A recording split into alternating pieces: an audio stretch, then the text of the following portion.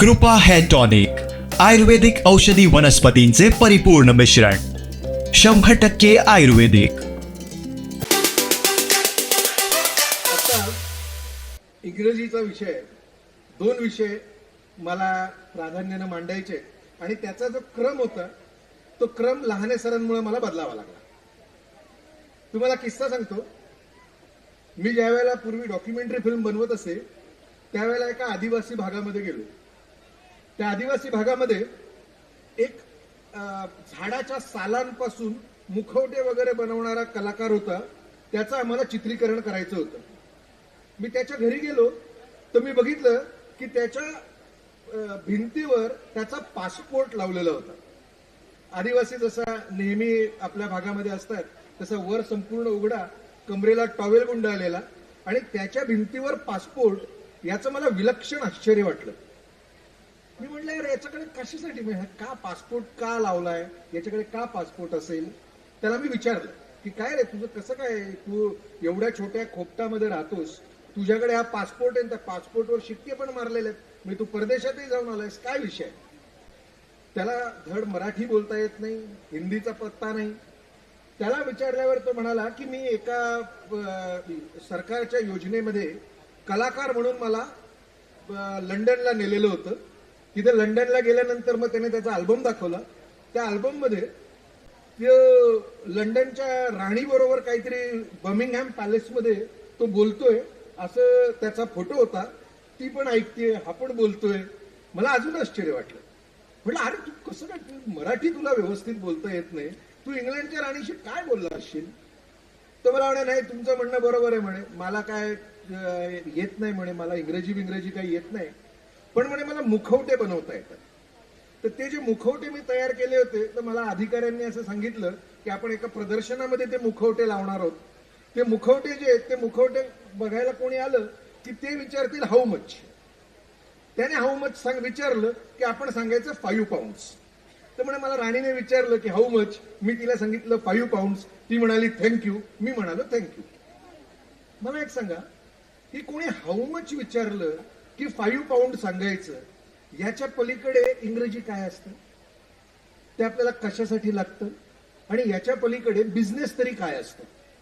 आपल्या सगळ्या तमाम मराठी माणसांचा आणि विशेषतः ग्रामीण भागातून आलेल्या मराठी माणसांचा गेले 50-100 वर्ष असा समज करून दिला की आपल्याला जर इंग्रजी चांगलं येत नसेल तर आपण माणूस म्हणून जराही उपयोगाचं नाही।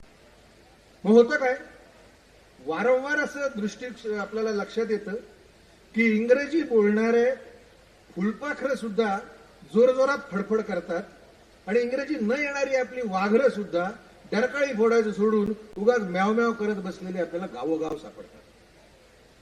जगाचा नकाशा असा समोर आणा।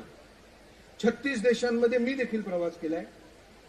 जगाचा नकाशा असा बघत बघत बघत बघत तुम्ही जाल तर तुम्हाला असं लक्षात येईल, जपान पासून सुरुवात करा, इंग्रजी येत नाही, वर या, रशियाचा अख्खा डावीकडून उजवीकडे पसरलेला रशिया बघा, इंग्रजी येत नाही, फ्रान्समध्ये जा इंग्रजी येत नाही, चायनामध्ये जा इंग्रजी येत नाही, एअरबस सारखं, म्हणजे मी काय व्यवसायातलं आहे म्हणून तुम्हाला सांगतो, एअरबस सारखं विमान बनवणारी कंपनी इंग्रजी येत नाही, फ्रेंच मध्ये त्यांनी बनवलेलं असतं। त्याच्यानंतर चायनामध्ये उतरा, इंग्रजी येत नाही। अख्खा पूर्ण युरोपमध्येही 3/4 युरोपला इंग्रजी येत नाही। आपण कोणाला घाबरत आहोत। आपल्याला एक म्हणजे मला फार ते आता गडकिल्ल्यांचा विषय निघाला म्हणून छत्रपती शिवाजी महाराजांचं एक फार सुंदर चित्र आहे। त्या चित्रामध्ये कुठला तरी इंग्रजी वकील आहे, तो इंग्रज वकील शिवाजी महाराजांना काहीतरी सांगतोय आणि महाराज ऐकतायत किंवा त्याला आदेश देत आहेत। मग मला असं लक्षात आलं की महाराज तर शिकलेले नव्हते, मग महाराज त्या वकिलाशी काय बोलले असतील। मग मला असं लक्षात आलं की इंग्रजी तर कोणालाही बोलता येईल, राज्य करता यायला पाहिजे। महाराजांना राज्य करता येत होतं म्हणून वकील त्याच्यासमोर असा उभा होता। आपला प्रॉब्लेम असा आहे की आपण इंग्रजी शिकायला जातो आणि राज्य करणं विसरून जातो।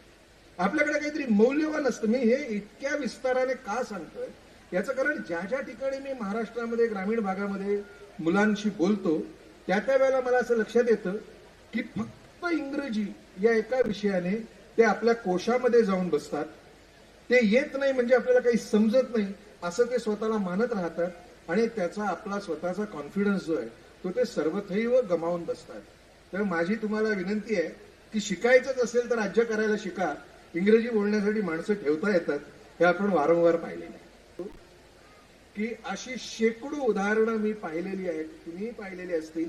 की एखादा उत्तम डॉक्टर आहे, उत्तम MBBS करून त्याला चांगले मार्क मिळाले आणि तो डॉक्टर झाला आणि आयुष्याच्या मधल्या टप्प्यावर आल्यानंतर त्याला जेव्हा विचारलं की अरे राजा तू खुश आहेस का, तुला छान आनंद मिळतोय का, तर तो तुम्हाला असं सांगेल नाही यार मला ऍक्च्युली ना मला बासरी वाजवायची होती आयुष्यभर, पण मला बासरी वाजवायच्या ऐवजी मी असंच माझ्या आई बापाचं ऐकलं, त्यांना मला वाटलं की याला काय वाटेल त्याला काय वाटेल याचा विचार केला आणि मी MBBS झालो, पण मला स्वतःला मात्र बासरी वाजवायला आवडते.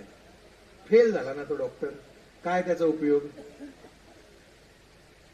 असं तुमची स्वतःची काही बासरी आहे का, तुम्हाला मनापासून असं काही वाटतंय का, तेच करा. आमचे दिवसभरातले सर्व अपडेट्स, ताज्या घडामोडी आणि थेट लाईव्ह पाहण्यासाठी सबस्क्राईब करा, लाईक करा कोकणचं नंबर 1 महा चॅनल कोकण 7 लाईव्हचं YouTube चॅनल.